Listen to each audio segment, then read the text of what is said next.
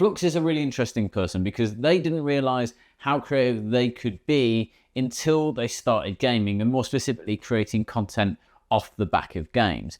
Gaming is often viewed by many people outside the industry as something that kids do, but actually for a content creator and a streamer, there is so much more that goes into creating content and playing video games than they can possibly realize. And that's exactly what we discuss in this episode of the Streamers of Consciousness podcast, as well as figuring out how Flux actually got their name. So if you haven't already, hit that subscribe button because we've got a whole bunch of new Streamers of Consciousness episodes coming, but make sure you watch this one because it is a fascinating conversation. I'll see you on the next one. Flux, thanks so much for coming in. Appreciate you joining me today and coming on the podcast. It's always good when people have got a spare hour to chat to me. The first question I've got to ask you, I usually start in a slightly different place. I usually start in people's childhood, but I've got to ask you about the name. Where did the name FluxHound come from? Okay, so for a very short while, there used to be a group I used to be a part of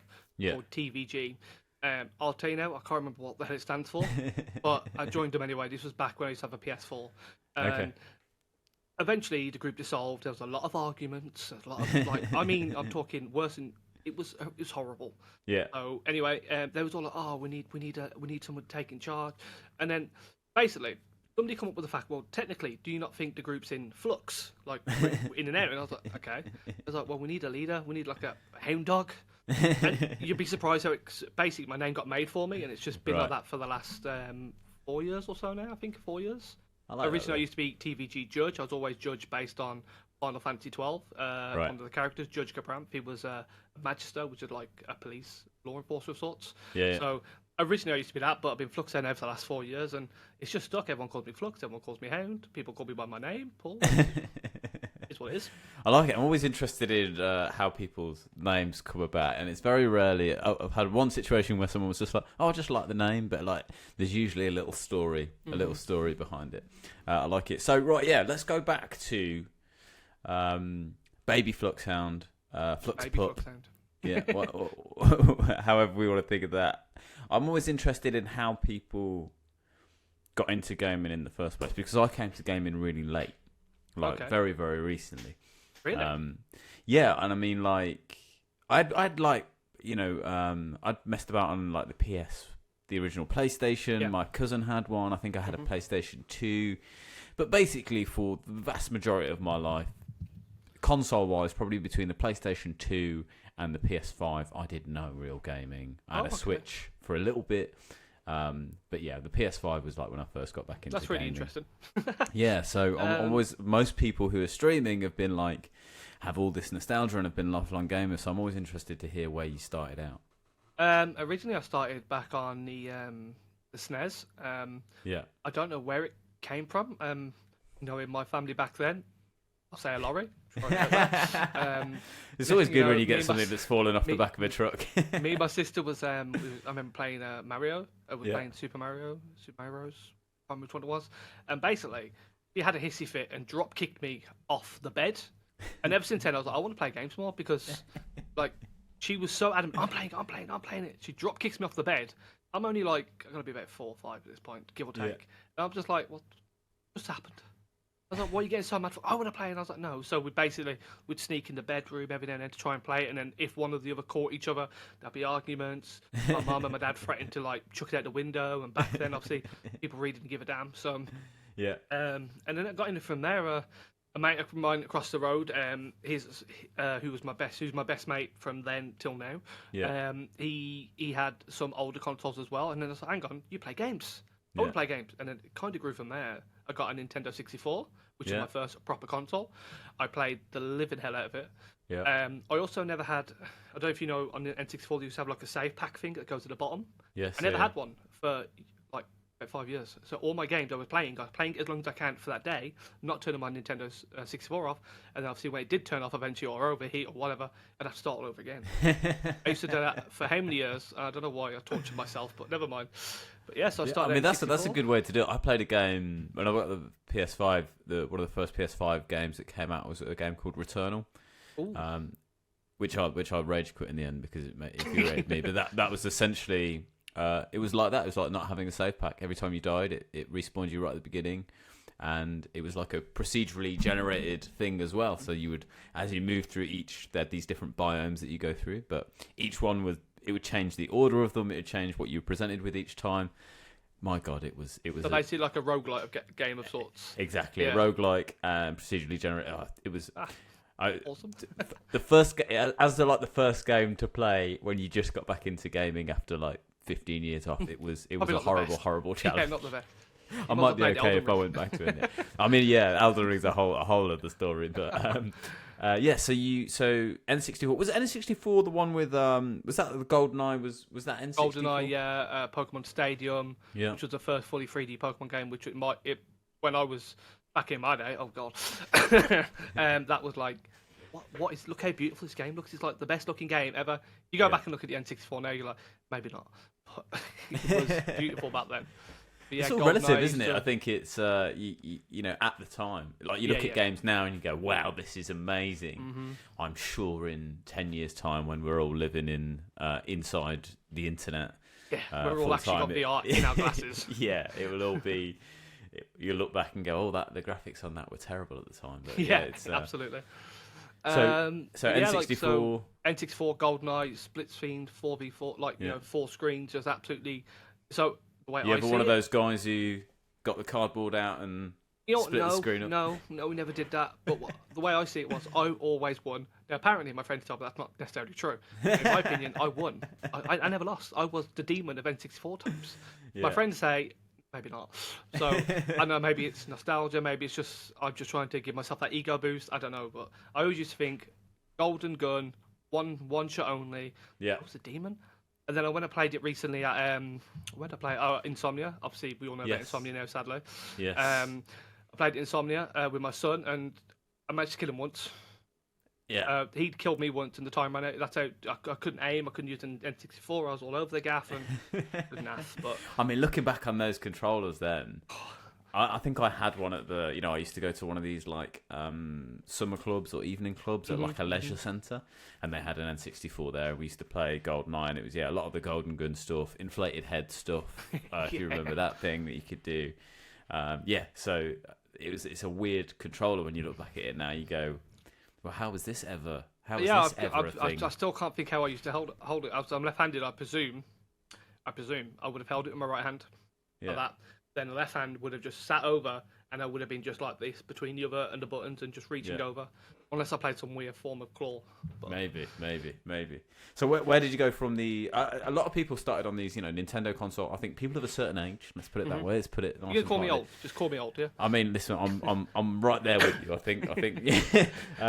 But a lot of people started on those Nintendo consoles, and then it feels like Nintendo had a chunky period of downtime between consoles like that, where they were really holding their own, and then, you know, nothing until the Switch really for a long time, and then they've had a bit of a resurgence. So what did it look like for you in between that in terms of consoles? For me, without pity partying, that was the only console I had. So once we moved to Wolverhampton, that was the N64 I was given, and I had from Kidderminster, so we moved to Wolverhampton. Yeah. That's what I had. We couldn't afford the PS1 at the time. Yeah. Then after the PS1, would have been the PS2 actually then, and then the PS1, PS2, then the Xbox. I never could afford them. I could never afford them. And then leading up into like about 12 or 13, one Christmas was coming up, and my mum was like, "What do you want?" And I was like, "Well, I don't know how hard this is, but I said I wanted the Xbox. Yeah.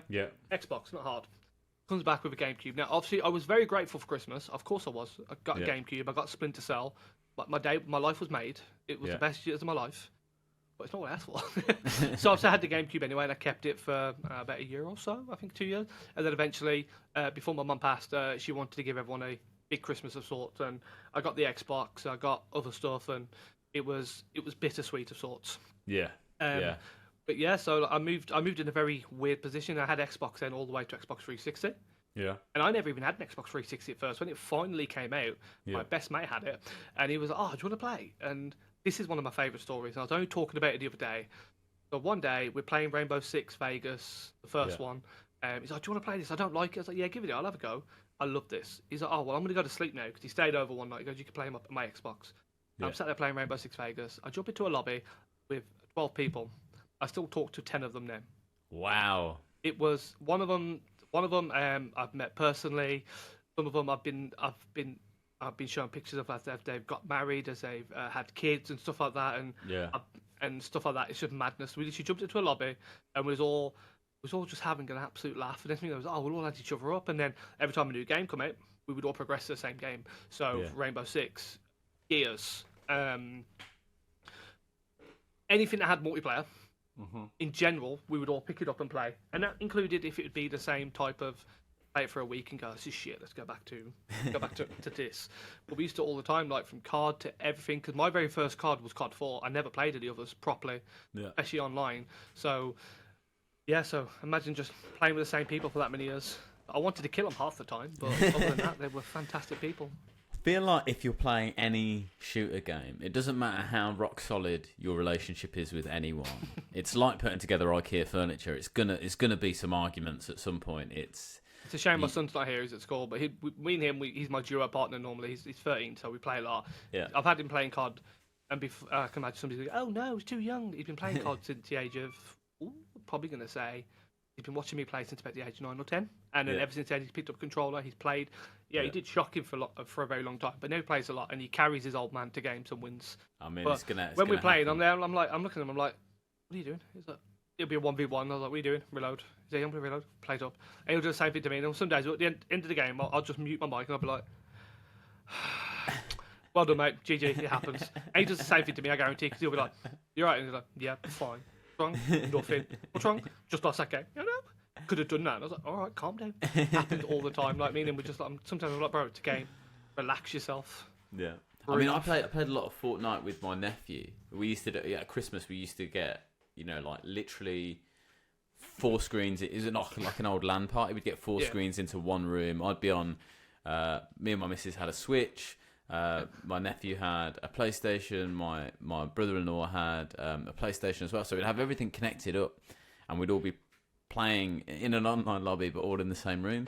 And I feel like with these younger kids, they all play super aggressive styles. Like I'm a sit back and like, let's fight this from a distance. Let's not draw attention to ourselves type of like FPS gamer or shooter gamer.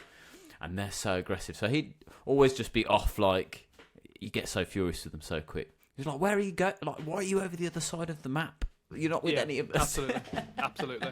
My son's the same. He'll be like, well, I'm damn sure to go 1v4 this team, and then moan that he's died. I'm like, I'll get you back in a minute. Hold on. Sometimes I'm like, right, well, we're not getting you back now. That's what happens. That's a life lesson.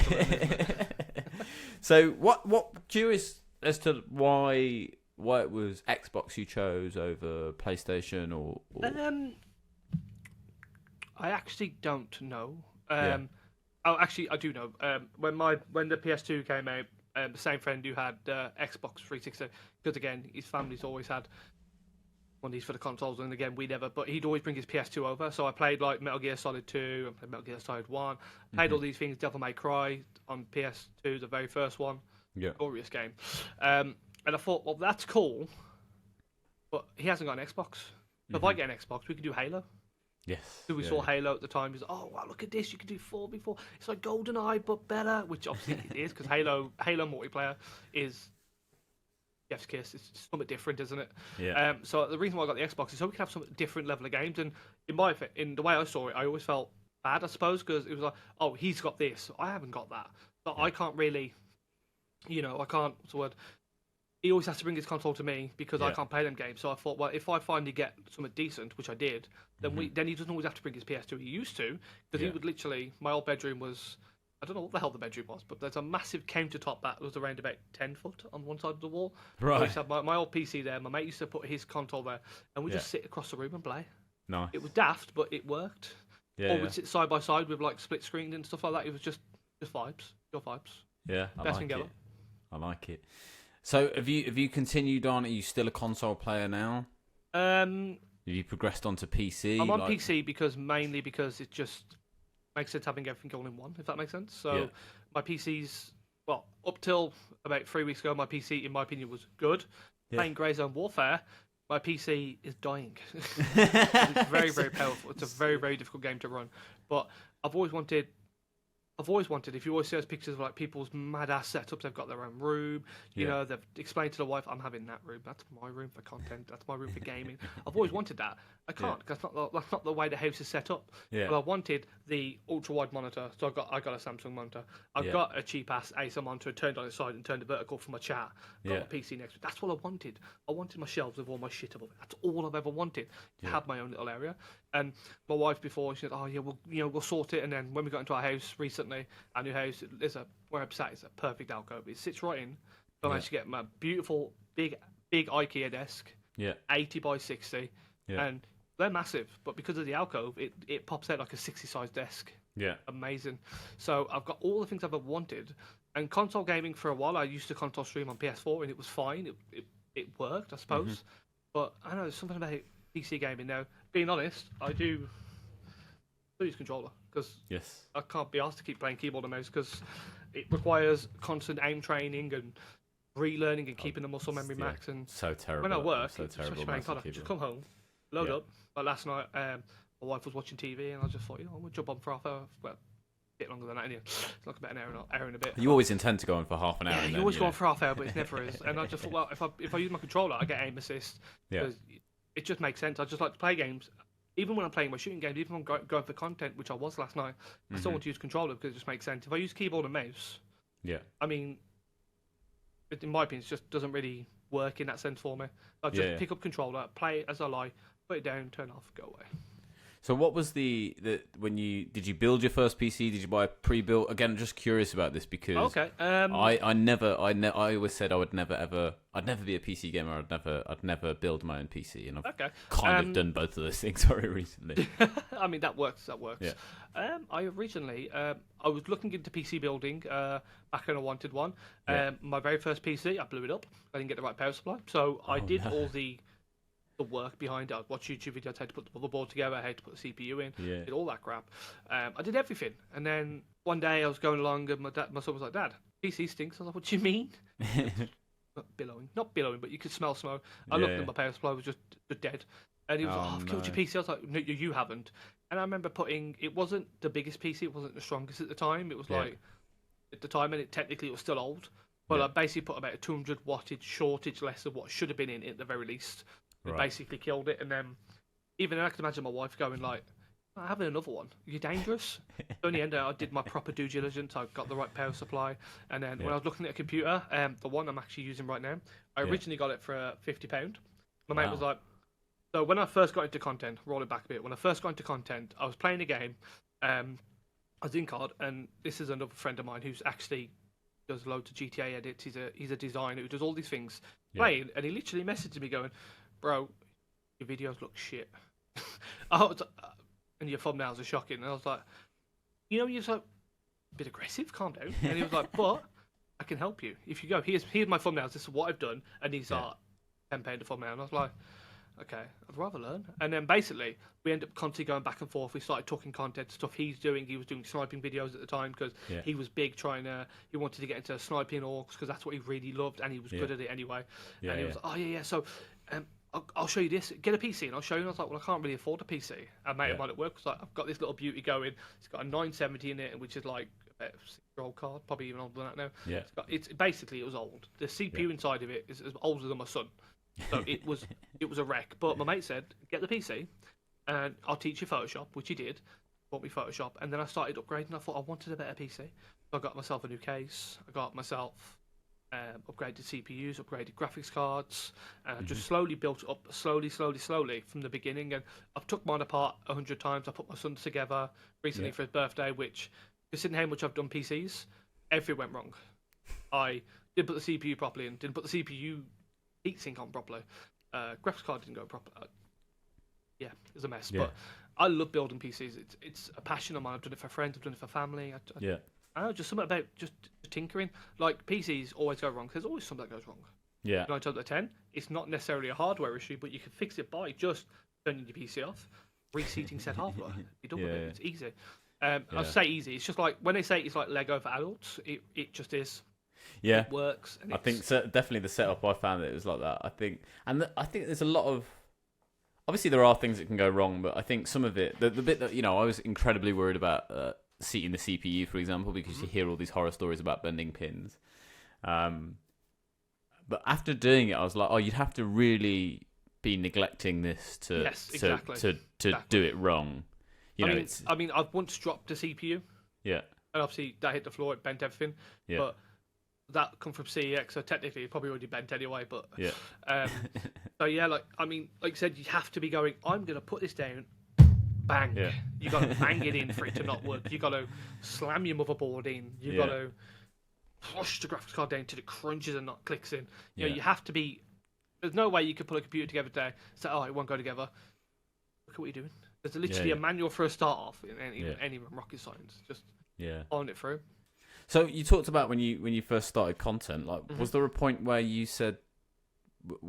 thought, oh, this is something that I can do. This is something that is available to me, as opposed to just playing games casually? Yeah, I cannot remember the year. It was December 31st, New Year's Eve. I think I don't know, 2017. About 2017 it was, I believe. Starting of the new year, and I was at my nephew's house, and with my nephew, and he was watching some YouTube videos. Like, this is cool. I like stuff like this, and I was watching. Oh yeah, he's playing For Honor, I believe. For Honor, I believe it was. And I was like, that's wicked. You had the guy on the camera on the left. He was streaming it, he was playing it, he was doing well, and he was talking, and he was just there laid back, just watching, chilling, like talking how the game's going. I was like, I like that. I could do that. And my son quite literally turned around, Dad, aren't you too old? And I was like, all right, you're gonna regret that. So then I started looking into it. I started looking into making a YouTube channel. I started looking, how do I get my content from my PS4? How do I do it to my PC? What do I do? So then I found that you could upload to YouTube unlisted, download it to your phone. I used to edit on my phone. Yeah. That I may be grey. I think I turned grey from doing that because it was so difficult. But I did it, and I started doing videos that way. And then eventually, when I got my PC, I started doing on my PC, of course. And but yeah, I literally started all the way back on the PS4. I learned everything, and that's when I found that TVG group, and I just went from there. And content's just always taken me. You know, I can talk for England anyway. So talking, streaming, talking to chat, it gives you something different. Like, it's a different energy inside. Like, I could load up Twitch now or TikTok and go live, just sit here and just chat absolute waffles for an hour, and you know, it feels like 5 minutes have passed. It's not. It's an hour, or 2 minutes have passed because it's 2 hours, etc. Just content always has resonated. It has been a bit slow at the minute for me.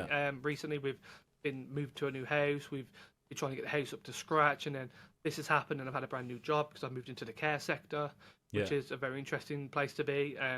So my content has not dropped off per se, but I did have nearly almost a year and a half unbeaten upload schedule. I was always uploading this time, that day, already a year and a half, and I lost it because of life and stuff like that. Of course. At the minute, I'm starting to find that sparking of content. I want to get on my computer. I want to edit.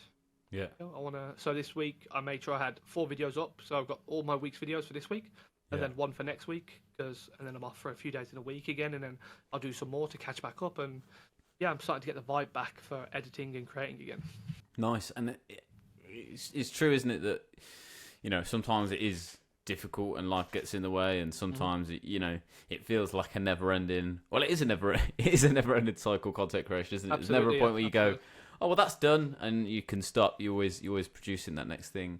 So how did you mentioned about learning to edit on your phone and stuff, and then editing on your computer? Were those skills just skills that you gained from like watching YouTube videos, or the person who told me my videos and my thumbnails were shite, he told me. He was like, okay, I will teach you how to make thumbnails. Yeah. I will teach you how to edit video properly. Yeah. And then obviously he taught me the very, very baseline. And then from the baseline, I taught myself everything else. Yeah. So literally he gave me the tools to work with, and then I just went, okay, cool, let me go my way. So I took everything that I'd learned from him, and moved on. And now, like, I could do a thumbnail right now, and I don't do 3D thumbnails because I feel 3D thumbnails lack that authenticness. Yeah. Like, they don't. So my thumbnails, obviously, they used to be the old school style. You got a weapon up in the corner. You might have the streamer's face, or like I've got. Thinking back to the original Modern Warfare 2019, there's a weapon in there called the Swiss. So your inspection comes up like this. It's beautiful all across the board. Yeah. And then basically my title for the thumbnail is something about Swiss cheese. You know, like bolted over like this, background Yeah. blurred, but with a hint of saturation to give it a boom. Yeah. And I used to love doing stuff. I used to make my thumbnails live a little bit. You know, I used to change them up a little bit. I used to put like people's logos. Like if you weapon inspected and the operator has a watch, I'd put the logo in the watch. Yeah. I'd edit a little bit so it looks like the face clock of the watch is the logo on the weapon. I'd bend it a bit, distort it, and put it into place like on a ratchet or on a clip or somewhere to make it look like that was theirs. Yeah. I even had people go, "Oh my god, this person's got their own logo." For, like a weapon charm. I was like, no, I just made it. I've always like when it comes to creating like and editing, I found I had like crazy ideas. Like I'd be sat there, I'd be like, do this, we're gonna do this, we're gonna do this. The person wants this, we're gonna do this, and I'd make something different, and I'd be like, oh, I asked for, but wow, that's amazing. And that's the how I went from there. Like I realized I had a spark for editing. Yeah. Like I feel like I was originally with my new job because of the amount of time I get off because I get 4 days off in a week. Yeah. It's never perfect like that, but with my new job, I was originally going to look at going back into editing, stopping content, and working on video editing, and then 3D thumbnails, and getting better at Photoshop.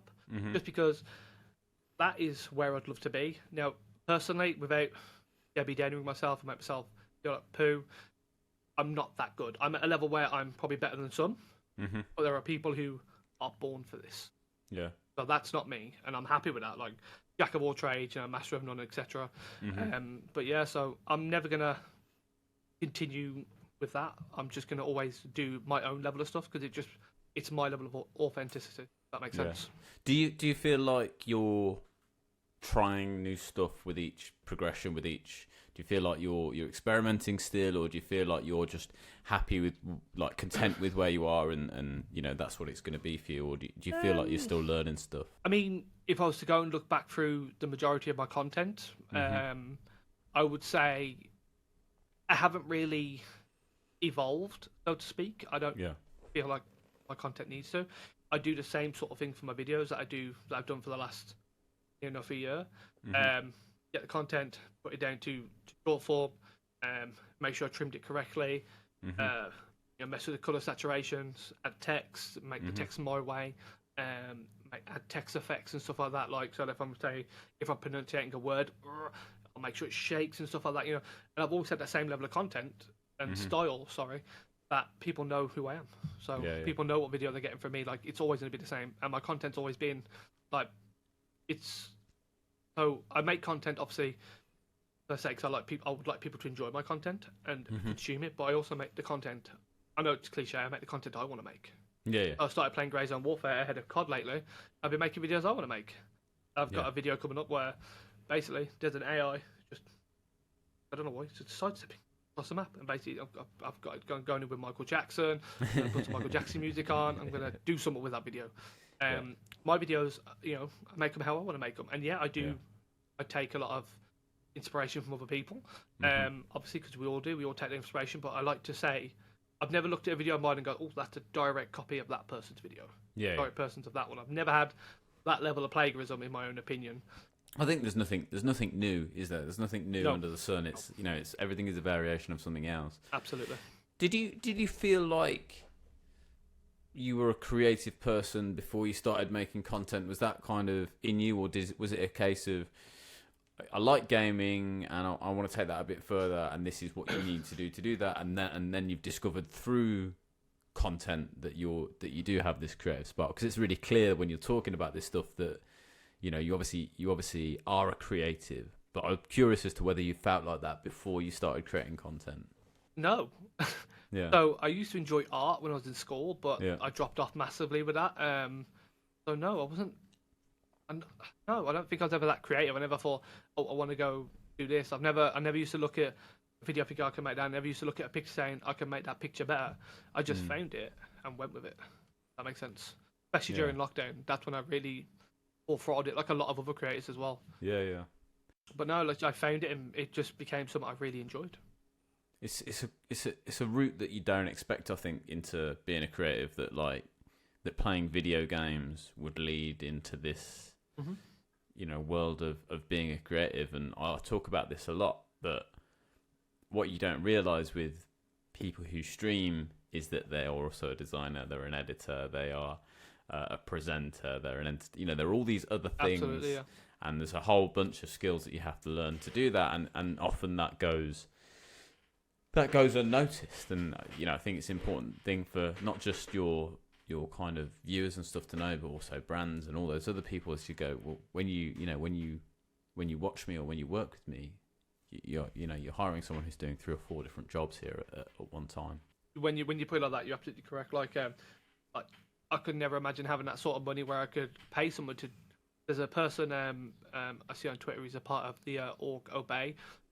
He literally will take your content, and it turns out being a million, 100,000, 200,000, 500,000, a million plus viewed video because of his knowledge of the algorithms and what he's doing. He'll tell you how to edit it so it works better. I don't have the money for that. If I could, I would, because I feel like at the same time, if my content was good enough, then it would do that well. And I mean, I've had videos that have done really well, but I don't want to end up paying for something when I guarantee I could probably learn it. Yeah, guarantee it's learnable, but it's finding the time and the right teacher / provision to actually go forward with that. Yeah. So you talked about the kind of games that you're playing at the moment. Call of Duty, Grey Zone. Is that where you're comfortable as a gamer now? Is it kind of these FPS games? Is that the kind of vibe that you tend to stream, or is it that just what you stream and you're playing a lot of other stuff? Well, at the minute, streams are very, very inconsistent to the point. At the minute, I haven't streamed in probably a month or probably 2 months now at least. But I'm always creating content. Now, if I was to let's think of a single player game.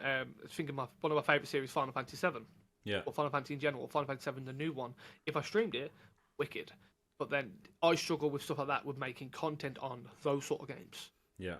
So that's why I pick FPS games, because the content is natural, so to speak. Yeah. Streaming is something different. Like I could stream cozy games and relaxing games and action adventure games where I can just sit back on my controller, talk to chat, and chill.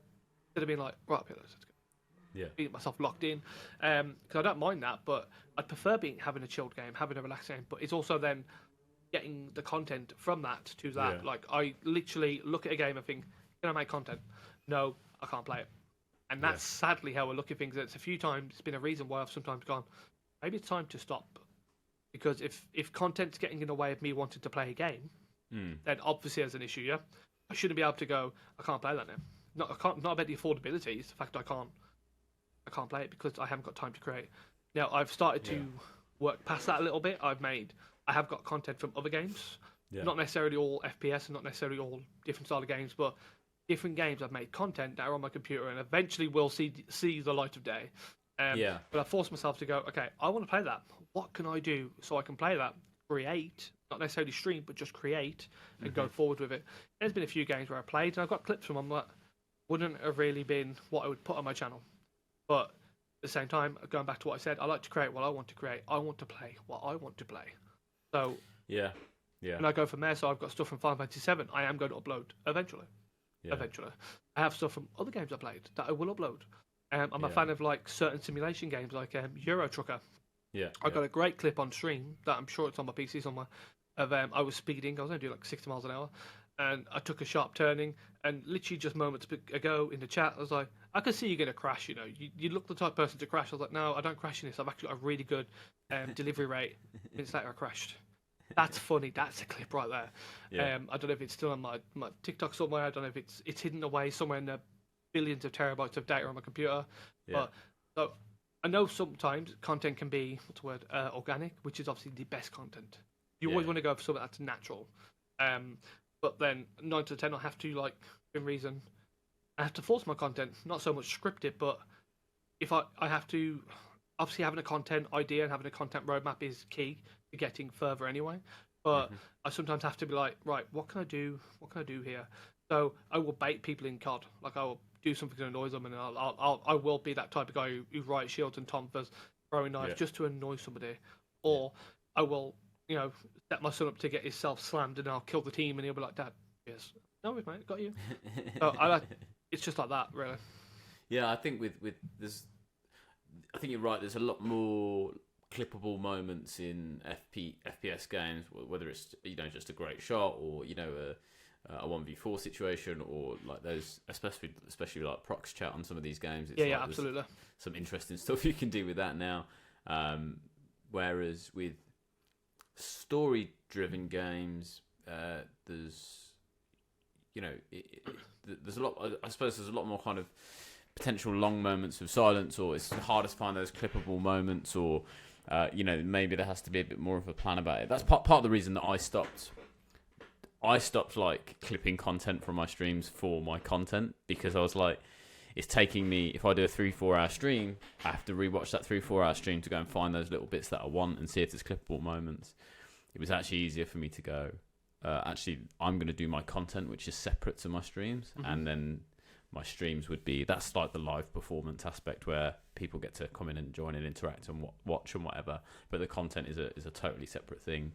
So I think a lot of time with streams, I did copy that style of thing where my streams would be chilled, relaxed, and then sometimes, and then my content would be card, and then I really saw a disparagement with all my views. Like TikTok basically just said, "What are you doing?" YouTube was like, "What? Play shooting games? Your bio says shooting game. What are you playing that for? What's this?" And I literally was getting like 1 or 2 views. Even my long form and my short form, it was mad. Like, so in the end, I've started going back to just doing all my bios and that's like FPS content creator, not just COD content creator, FPS, because obviously I enjoy FPS anyway. So yeah, and I think there is always a risk that you niche yourself down into a very specific area, and it's difficult to get out of that. I'm interested because I first got into watching streamers through Call of Duty creators, Warzone creators, I should say, because I had started. Is one of the reasons I got a PlayStation 5 is because so many of my friends in lockdown were playing Warzone, and I was missing out. I felt like. So I got that and started playing, and I was terrible. Obviously, I hadn't gamed for years. I was not good, and so I started watching streamers to get tips and etc. etc. One of the things I found with Call of Duty and Warzone creators is and this is not true of everyone, but there's definitely seemed to be a consistent through line. There can be quite a lot of toxicity and toxic behaviour within the Warzone community. I think I've asked the question before on TikTok, what are the most toxic gaming communities, and COD is one that consistently comes up. How do you first of all, how do you balance it being, it's an aggressive game, it's an aggressive play style, it's an intense experience playing Warzone, and sometimes it's easy for that intensity to leak out into like conversations with chat. Somebody asks the wrong question at the wrong time. How do you balance that? First all right, of all? I'm gonna be honest. I'm gonna be really honest, and I guarantee when your viewers will listen to this, they'll be like, "He's chatting waffles." I don't get like. Okay, so when I was playing for a while, I used to play a little bit of some Escape from Tarkov, a bit like Grey Zone Warfare. My wife said I'd be like, "Oh, but I've got one tapped to play with Escape." Wife said I used to get angry, and I was like, "I don't remember getting angry at it. I don't get angry." She's like, "Well, you were getting annoyed. I could hear in your voice. You're talking to yourself." And I was like, "Okay." But when I play card and I'm on stream, I die. I'm just the guy who goes, "Oh wow, look at that snipe! Just snipe! Look, wow!" Or like last night, I had my very first live fire execution. I went into a room on Warzone on Rebirth, and there was one there, and I walked in, got bammed. I was just like. And I just literally said, without any anger, "Time to come off. This is my last game." That was vile, and I don't really do the like getting my pad and or banging it. No, I might just put my hand and go, "Okay, whatever, cool, all right." Or I might get more annoyed at my son in general because that's just how we do. With your partners, I go, "All right, whatever." But I don't like think of like putting my fist through my screen. I don't think of like smacking my PC or smacking my mic out of the way or chucking my headset on my desk. No, I don't. My son does that, and I'm thinking, well, I don't do it. So I don't know where you get it from. But in chat, I always would be. I'd be like, "Well done, guys, GG." And I'd be like, "Oh, that person just, this is," and I'm like, "What? They beat me? I'm what? It's cool. I don't care." It's just the games. I literally play for fun. I literally play. If I get content, I get content. If I play 6 hours, I played a good few hours the other night. My son and some friends till late, and we won We didn't win a single game in 6 hours. Yeah. Did we have fun? Absolutely. Did I get any content? I don't think I did. It is what it is. It's just one of them things. Same when I'm live. I just chill with chat. I just chill. I don't care. Like if somebody says, "Oh, can we come play? Let's go play." You want to go play gunfight? We'll play 2v2. Do you want to go play Warzone? We'll go play Warzone. If you want to be sweaty, cool. I'm not good enough for sweaty, but I will try. You want to chill back? Probably not good enough for that either, but we can chill back with snipers and whatever. But that's how I play. I don't do the whole angry. Is COD toxic? Absolutely. It is definitely one of the most toxic communities because it's one of the first, in my opinion. I know obviously you had your Halo and stuff like that was online anyway. Stuff like, but it's one of the first proper communities where people could get away with being an asshole, and everyone was like, every people would get banned back in the old days because you'd be like, oh yeah, join my lobby. You join their lobby, and they've got somebody who's hacking to get emblems banned. You've been banned. Your Xbox is just done, and you're like, okay. Yeah. Like, there are people who are horrible. There are people who just report people for giggles because they're like, oh, he's cheating, he's beat me, report, and you're like, what are you doing? Or you get somebody coming to your stream or even on your chats and your videos going like, haha, yeah, and I'm like, you know what, you're not wrong. And I literally will reply to comments going, absolutely correct. Or somebody goes, oh, your video's crap. Again, correct it is. Or, wow, you missed all your shots. I was like, I know, but I killed him in the end. You know, I'll always have like a silly counter argument. Yeah. But I'll never be like, oh, get out my chat, get out my stream, you're banned. Because I'm not a pro player, I'm not an exceptionally good player. So I think if I was, then maybe I would get more het up of losing a 1v1 or a 2v1 when I know I could have had them. Yeah. But life's life's life. Game's games. It is what it is. Sometimes you have the best games, sometimes you have the hardest games, and if you're going to start chucking your stuff around and smashing your stuff up and being toxic and reporting somebody, going to comments on Twitter and DM them, go, shit, you're this, you're that. And obviously you saw that recent thing on Valorant with Taylor Morgan. I believe his name's Taylor Morgan, no name's Taylor, where somebody's openly threatening to SA. Honestly, I could never, I mean this, yes, I am of the MW2 days. Did I say stuff like that? I'd like to think I didn't. Yeah. But we've all said, like, your mom, your mom, this, that. Like, there's a person I like to follow, I've watched before. I don't see much of his content now, but he'd always be like, oh, your nan's crappy, bingo, down the microphone. And I would be like, that's, if somebody comes up and says you're toxic, you got a problem, because that's funny. Yeah. He's got videos of him, like, not his real nan's ashes, but his nan, he put the headset on his nan's urn, pretend to play. He lost to the urn, and he literally was chucking dust out the window. And I was crying of laughter because that's funny. That's just how, that's the content I like. You're gonna get angry in a game, get off card. Go to a boxing gym. Go hit a punch bag. Go do something that you can put your anger somewhere. I suffer with anger issues. I've had anger issues ever since I was a child. But I don't ever think of smashing my stuff up. I'm like, I don't think I'm going to go smash my stuff up because I'm angry at a game or whatever. Yeah, that's just me. Like, yeah, I find that specifically with Call of Duty, there's a lot of people. There's certainly some of the bigger streamers who they've obviously built their whole community and whole channel off Warzone content, and it feels like they hate the game. It feels like they hate the game, and it feels like they're really annoyed with the fact that they can't move on from it because that's where their viewership is at. Do you think having, obviously it's fine to have issues with the game and how they develop, but do you think it's just because everyone wants it to be Verdansk again and to get that feeling of when that was first released, the first kind of battle royale of that kind, I guess.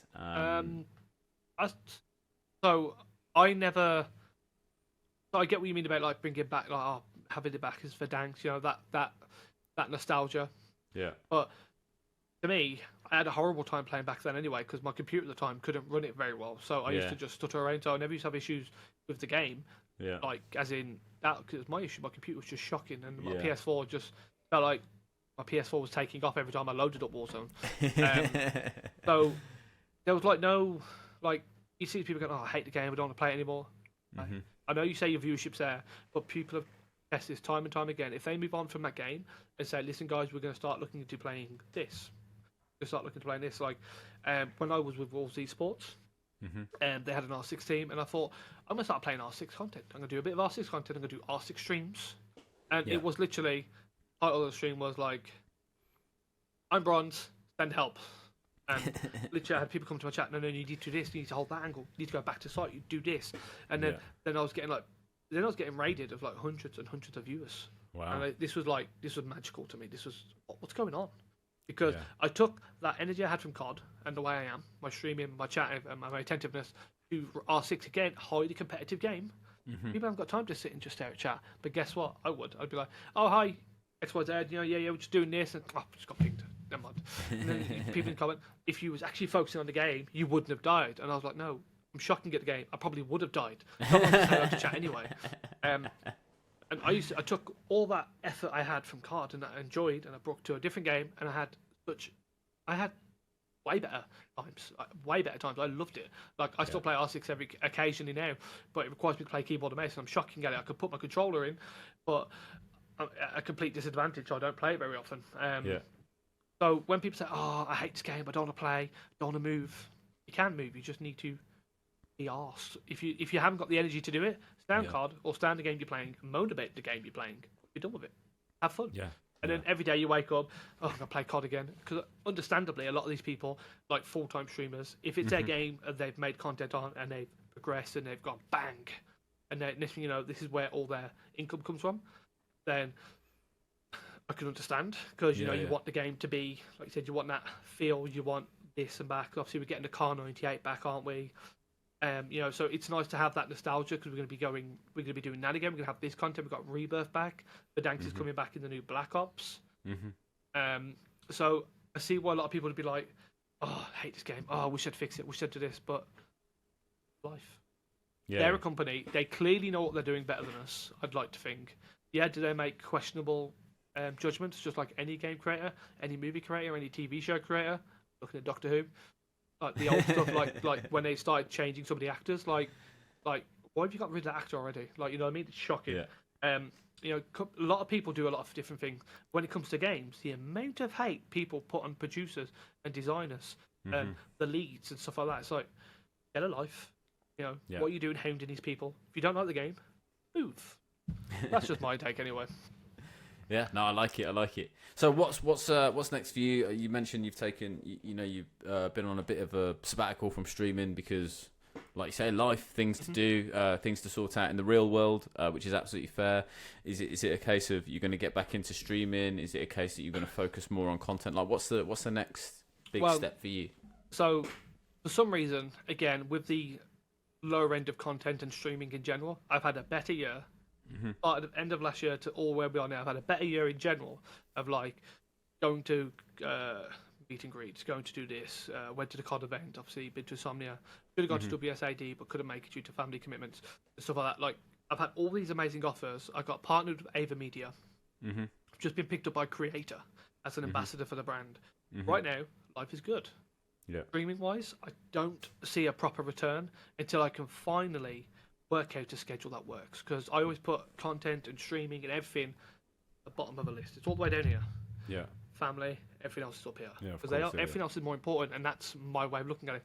If I was full time, I presume it'd be slightly different. You know what I mean? But content always takes a backseat. If I don't get time to get on my PC to record a video, guess what? I don't. It is what it is. You know what I mean? Yeah. Simple. I don't get time to stream. I don't stream. I don't set a stream schedule because I don't want my life to be governed by a time. Like, I already have to go to work and be governed by that time. You know what I mean? So I don't want everything else. Oh, I've got to be live by, because I used to love morning streams. I've got to be live by 7:30 in the morning. Yeah. So I can get my morning group of people and stuff like that. Like, I don't like to be told that I have to be live at this time. I will eventually go back to streaming. I'm thinking it will only be twice a week, and they will vary because I get a monthly schedule. I'll pick those 2 days where I stream. And then it'll just I'll make like a varying list, fit it around my family first, obviously, and content. Then I found a love for it again. I want to get back into it.